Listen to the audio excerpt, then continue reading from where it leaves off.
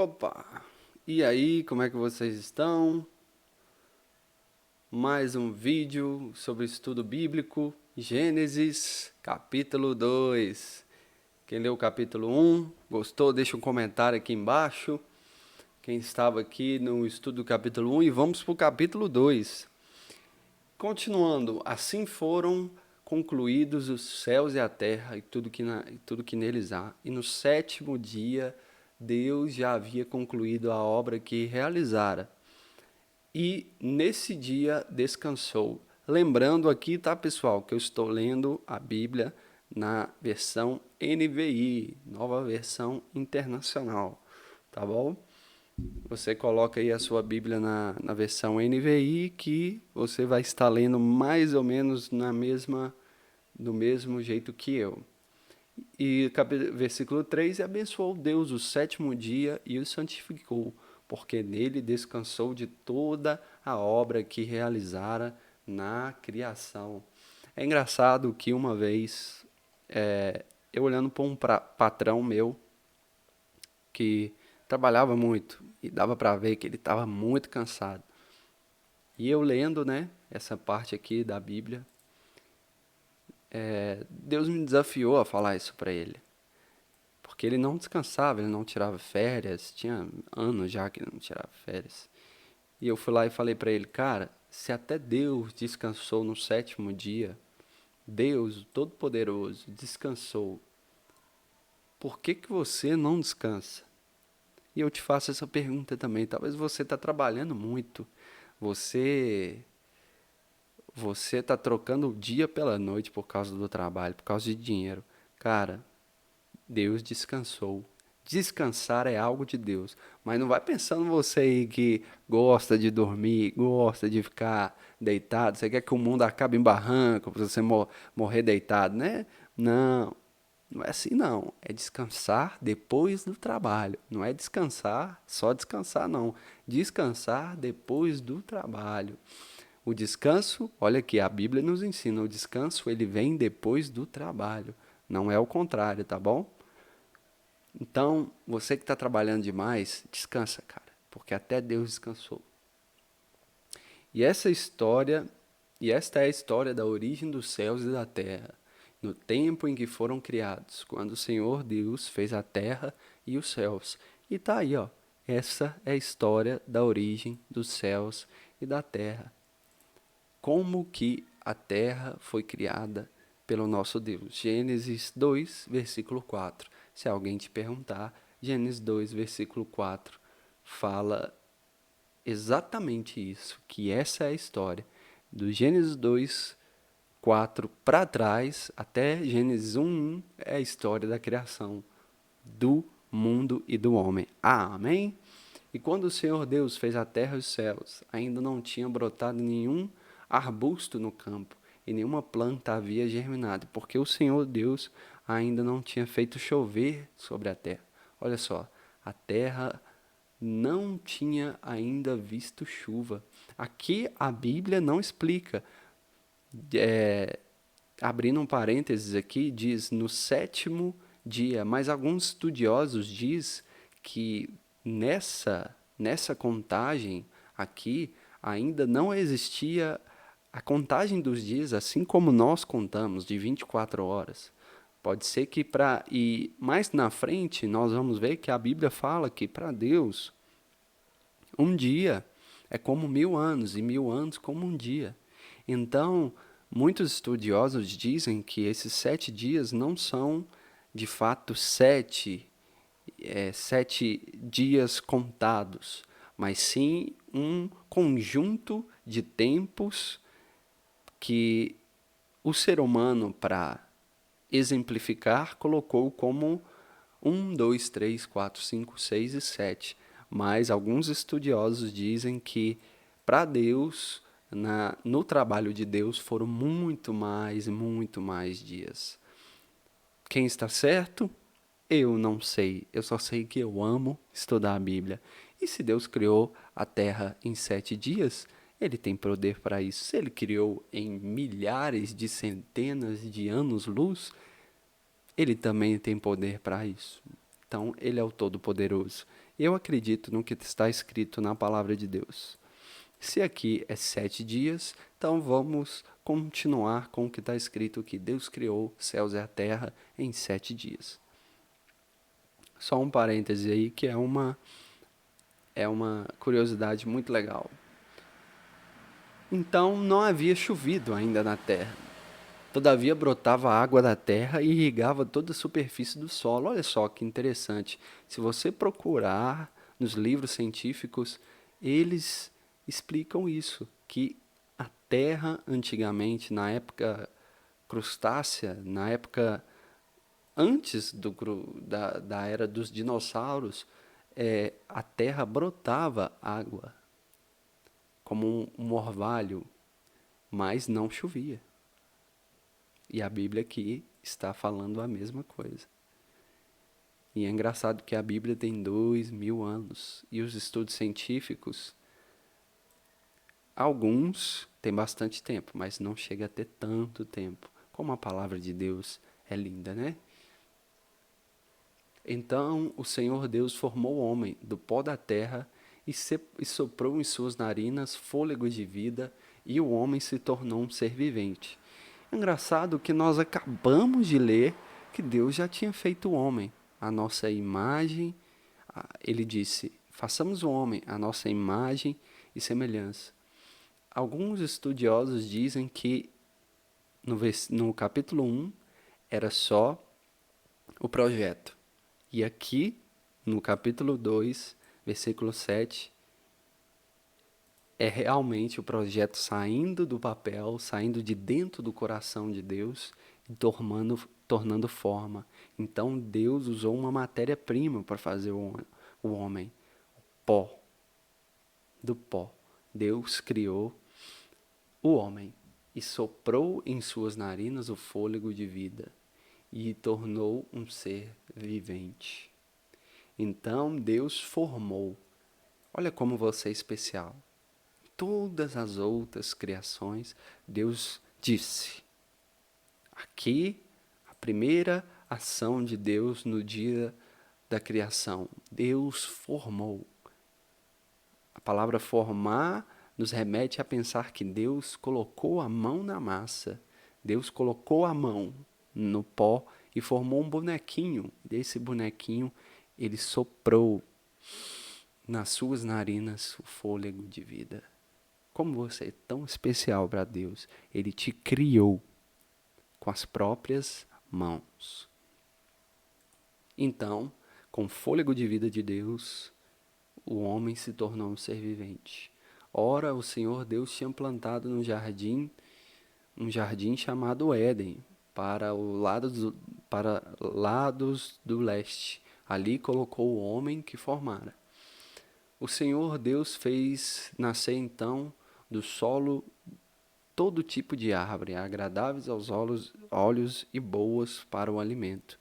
No meio do jardim estava a árvore da vida e a árvore do conhecimento do bem e do mal.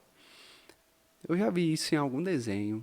Se você lembra desse desenho, comenta aqui embaixo, aqui nos comentários, que eu tenho quase certeza que eu já vi esse cenário em um desenho. Tinha uma árvore da vida, uma árvore com fruto que te dava uma vida eterna. Eu lembro disso, eu só não lembro aonde. Mas olha que legal. Deus criou uma árvore cujo fruto te dava a vida eterna e uma árvore cujo fruto te dava o conhecimento do bem e do mal. E no Éden nascia um rio que irrigava o jardim e depois se dividia em 4. O primeiro era o Pison, ele percorre toda a terra de Havilá, onde existe ouro. E o ouro daquela terra é excelente. Lá também existe obidélio e a pedra de ônix. O segundo percorre toda a terra de Cush, é Gion. O terceiro corre para o leste da Síria, é o Tigres. E o quarto é o Eufrates. A aula de história, quem lembra da aula de história? Rio Tigre e Eufrates. Quem lembra aí, dá um like. Glória a Deus. E o Senhor Deus colocou o homem no jardim do Éden para cuidar dele e cultivá-lo. Mais uma vez aqui, Deus dando uma autoridade, Deus colocando confiança no homem. Colocou o jardim do Éden para Deus cuidar, o jardim onde que tinha um rio precioso, onde tinha duas árvores preciosíssimas. Deus confiou no homem e deu para ele ali algo para ele cuidar. Deus confia em você. Deus, ele confia em você, ele tem algo grande para você. O Senhor Deus ordenou ao homem: coma livremente de qualquer árvore do jardim, mas não coma da árvore do conhecimento do bem e do mal, porque no dia em que dela comer, certamente você morrerá. Então Deus declarou: não é bom que o homem esteja só. Far-lhe-ei para ele alguém que o auxilie e o corresponda. Vamos dar um pause aqui, vamos voltar no 17 e 16. Deus disse: coma livremente de qualquer árvore do jardim, mas não coma da árvore do conhecimento do bem e do mal, porque no dia que dela comer, certamente você morrerá. Deus aqui está falando de uma morte, mas não é uma morte física. É a morte da desobediência. É a morte que separa um homem de Deus. É a morte espiritual. É a morte da presença de Deus. Porque o nosso Deus, ele é um Deus puro e santo. E ele não coabita com o pecado e com o erro. Ele criou o homem ali era puro, limpo, inocente. Então, toda a ordem que Deus dava, o homem acatava. E ele deixou isso advertido: se você desacatar as minhas ordens, certamente você morrerá. É isso que esse versículo 17 quer dizer. E quantas das vezes nós estamos desobedecendo a Deus? Tem coisa que você sente lá no seu coração que você não devia ter feito. Você sente um ardume, um peso na consciência. Isso aí é a sua origem adâmica. É a sua origem que você é imagem e semelhança de Deus. Você saiu do centro de Deus, do coração, da mente dele. Existe uma essência de Deus dentro de você. E essa essência, toda vez que você desobedece algo que você sabe que é errado, essa essência chamada Espírito Santo de Deus dentro de você te adverte. Cuidado, porque esse caminho é um caminho de morte. Volte para Deus, volte para o Senhor, volte para os caminhos que Deus decidiu que você percorresse. Ainda há tempo. Então, Deus declarou: não é bom que o homem esteja só. Olha só como é que Deus pensa na gente. Farei para ele alguém que o auxilie e o corresponda. Depois que formou da terra todos os animais do campo e todas as árvores do céu, o Senhor Deus trouxe ao homem para ver como estes lhe chamaria. E o nome que o homem desse a cada ser vivo, esse seria o nome. Tá aí. Se alguém um dia perguntar para você, se seu filho, se alguma criança te perguntar por que a vaca chama vaca, por que a águia chama águia, por que o leão chama leão, foi porque Adão escolheu esse nome. E pronto. A Bíblia diz que é assim e eu acredito que é assim. E se você acredita, amém. Se você não acredita, comente aqui embaixo o porquê, uma outra origem dos nomes dos animais e das plantas chamarem os nomes que são hoje. Será que a ciência consegue explicar? Eu acredito na palavra de Deus.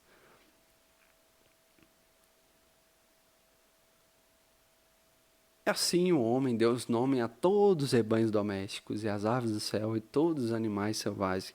Todavia não se encontrou para o homem alguém que se auxiliasse e lhe correspondesse. Coitado, estava triste, sozinho.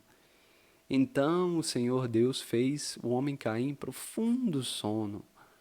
E enquanto este dormia, tirou-lhes uma das costelas e fechando e fechando o lugar com carne, com a costela que havia tirado do homem, o Senhor fez uma mulher e a trouxe a ele. Ai, ai, nesse atual momento, se fosse nos dias de hoje, a gente vendo os homens casados vendo essa cena aqui, eles iam colocar o meme, sabe aquele meme do caixão, o meme dos nossos irmãos africanos lá no caixão? Na hora que Deus entrega Eva para Adão, ia tocar a musiquinha.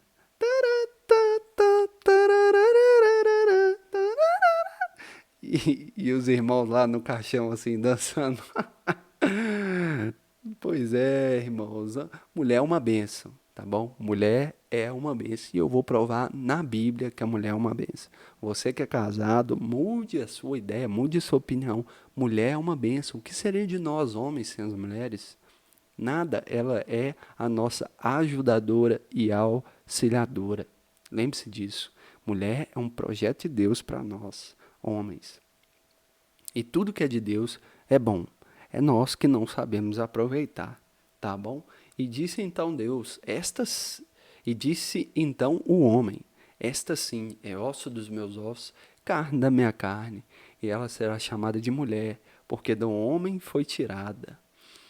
Por essa razão, o homem deixará o pai e a mãe e se unirá à sua mulher, e eles se tornarão uma só carne. O homem e sua mulher viveram nus e não sentiam vergonha. Aqui fecha a vivência do homem e da mulher lá no Jardim do Éden. E esse versículo aqui, né, que é tão dito aí nos casamentos. Por esta razão, um homem deixará o pai e mãe e se unirá à mulher, e eles se tornarão uma só carne. É engraçado ter uma frase dessa num contexto onde que o homem e a mulher não tinham pai e nem mãe, só tinham Deus, né? E, e eles não podiam deixar Deus, e eles não deixaram Deus. Nota-se que esse versículo, Gênesis, esse capítulo, ele foi reescrito, né? Escrito aí por Moisés. Moisés que escreveu o livro de Gênesis. Então ele deixa aqui essa frase como um lembrete para quem lesse esse versículo, um acrescento de Moisés, né? Tão usado por Deus. Por esta razão, o homem deixará o pai e a mãe e unirá-se à sua mulher. Muito inspirado por Deus, porque isso é um fato. Não tem como você instituir uma família estando ainda debaixo das asas do seu pai e da sua mãe. Você tem que unir com essa mulher e bola para frente, cara. Bola para frente que Deus está te abençoando. E Ele tem muito para a sua vida, muito para nós. E Gênesis 3 está chegando aí e eu te espero lá. Falou, até a próxima. Se você gostou, comenta aqui embaixo. Clique no joinha. Ativa o sininho. Faz tudo que você tem que fazer aqui embaixo. E é isso aí. Clica no like. E tamo junto. Qualquer dúvida, qualquer coisa, deixa a sua pergunta aqui, que eu prometo que vou responder. Até a próxima. Deus te abençoe. Que a paz esteja com você. Amém e amém.